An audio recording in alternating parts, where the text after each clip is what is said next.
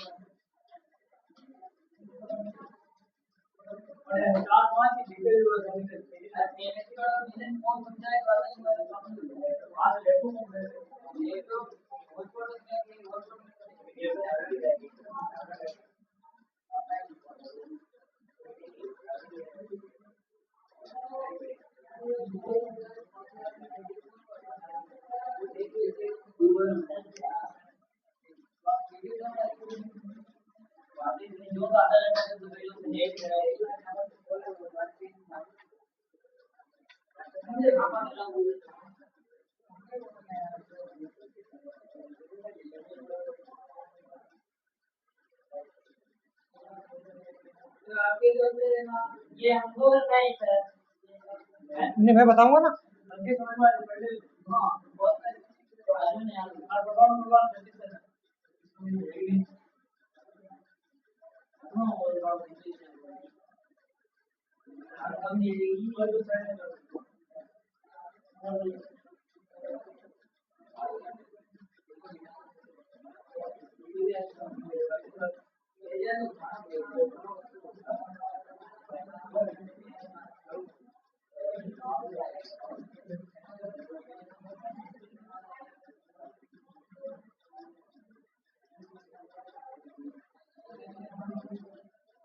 देखिए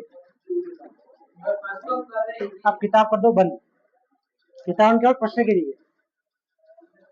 अब मैं आपको समझाऊंगा। देखिए आपको करने से पहले आपके बारे में एक जानकारी आपको होनी चाहिए। जैसे कोई धातु है अन या मैग्नीशियम, मैग्नीशियम से अगर एक इलेक्ट्रॉन निकाल देते हैं तो इसमें कितना चला जाता है, मैग्नीशियम +1 का मतलब है ये एकल संयोजी है।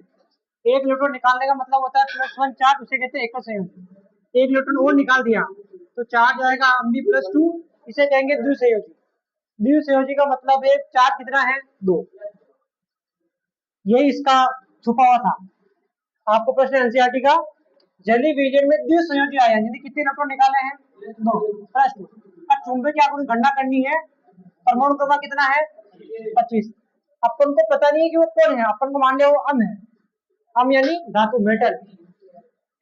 मैग्नीज है पर आपको मैग्नीज दिखना नहीं क्योंकि मैग्नीज का नाम नहीं है, कोई धातु है तो आपने लिख दिया अम यानी मेटल। कितना है, 25। कितना है, द्विसंयोजी यानी मैग्नीशियम +2। 25 के हिसाब से इसका इलेक्ट्रॉन विन्यास कितना होगा, 4s2। ये तो किसका इलेक्ट्रॉन विन्यास है, अम का। अगर मैं अम +2 का निकालूं, अम +2 का मतलब 2 इलेक्ट्रॉन निकल चुके हैं। कहां से निकलते हैं हमेशा इलेक्ट्रॉन, बाह्यतम कोश से निकलते हैं। तो 4 से निकलेंगे या 3D से निकलेंगे, 4 से निकलेंगे। तो निकल गए तो कितने बचे, 4s0 3d5। इसके कितने पास आएंगे इलेक्ट्रॉन, इसके पास 1 2 3 4 5, यानी अन का मान कितना आ गया, 5। अब सूत्र क्या है अपने पास, mu is equal to n plus 2। 5 + 2 35। BM मतलब बोर मैग्नेटोन, बोर मैग्नेटोन।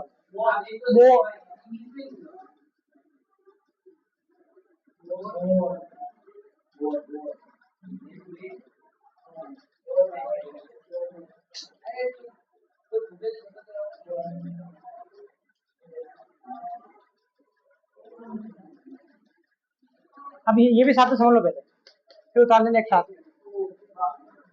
देखो टाइटेनियम कितने नंबर पे आता है? 22। 22 के हिसाब से इसका इलेक्ट्रॉन विन्यास कितना होगा? 4s2 +3 है। ये तो टाइटेनियम का इलेक्ट्रॉन विन्यास है। टाइटेनियम +3 का कितना होगा? 3 इलेक्ट्रॉन निकालने हैं, पहले 2 बाहर से निकल जाएंगे, एक इसका निकलेगा, तो 4s0 3d कितना एक इलेक्ट्रॉन है, तो उनका मान क्या आएगा? एक ही तो है, 1+2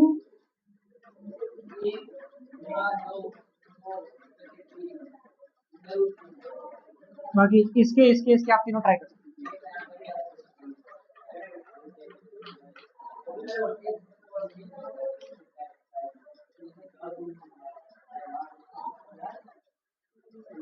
बहुत ही धातु कंसेप्ट है।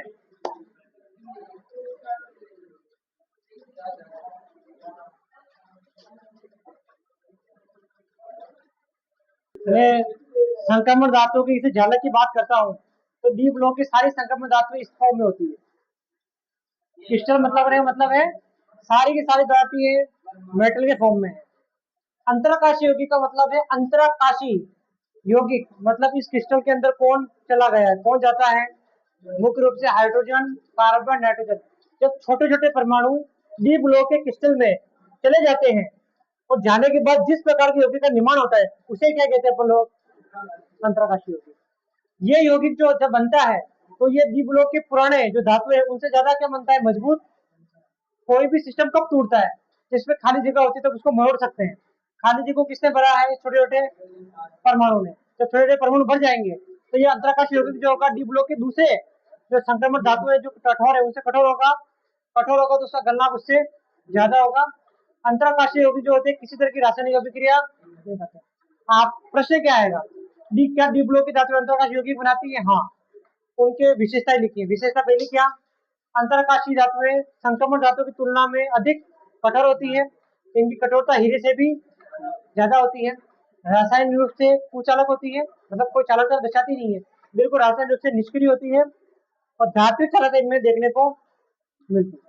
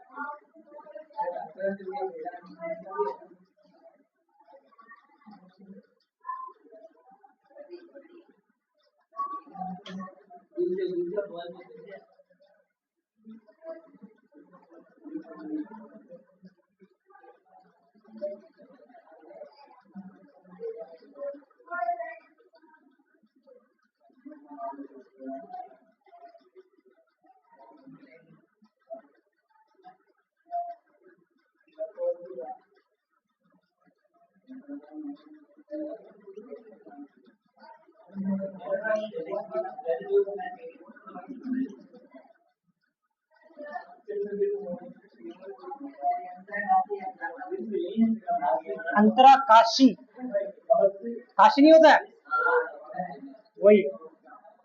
और देखिए जो खाली स्थान होता है डी ब्लॉक में धातुओं में, खाली स्थान को कहते हैं रिक्ति।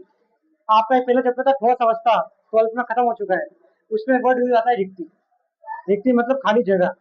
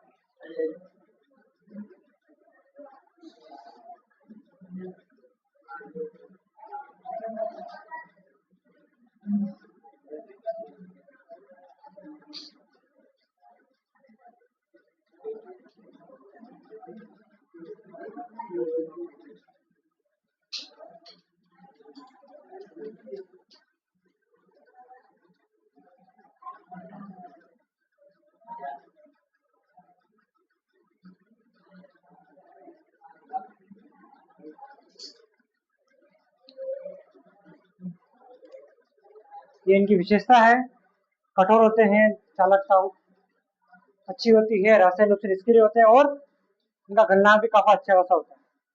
तो कैसे बनते हैं ये बता दिया। मेटल है, मेटल में जो खाली जगह है उस खाली जगहों में कौन चले जाएंगे, छोटे छोटे एटम। छोटे छोटे एटम कौन से होते हैं, कार्बन, नाइट्रोजन और हाइड्रोजन जैसे।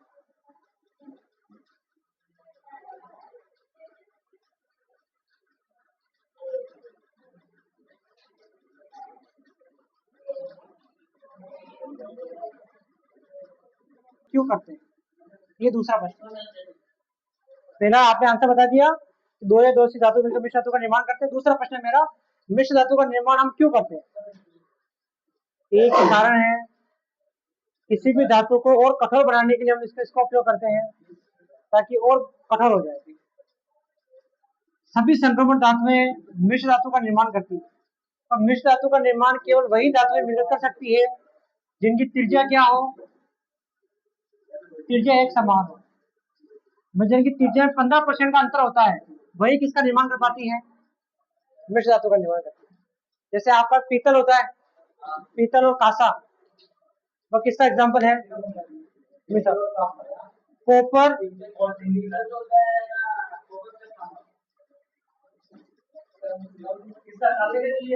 हाँ, कॉपर और टिन का। और पीतल का कॉपर और जिंक का। तो पीतल, कॉपर और जिंक मिश्र धातु का एग्जाम्पल है। और दूसरा क्या बताया आपने, कांसा, कॉपर और टिन का। और वही धातु मिश्र धातु का निर्माण कर पाती है। बहुत इंपॉर्टेंट है, लास्ट में जल्दबाजी मिस हो जाएगा पॉइंट। जिन धातु में 15% त्रिज्या का अंतर होता है, केवल 15% का अंतर हो सकता है, या तो 15% दूसरा बड़ा होगा या छोटा होगा, वही धातु मिश्र धातु का निर्माण कर पाती है। अगर एक का आकार बहुत बड़ा है, दूसरा आकार बहुत छोटा है, तो मिश्र धातु का निर्माण नहीं होता। बस।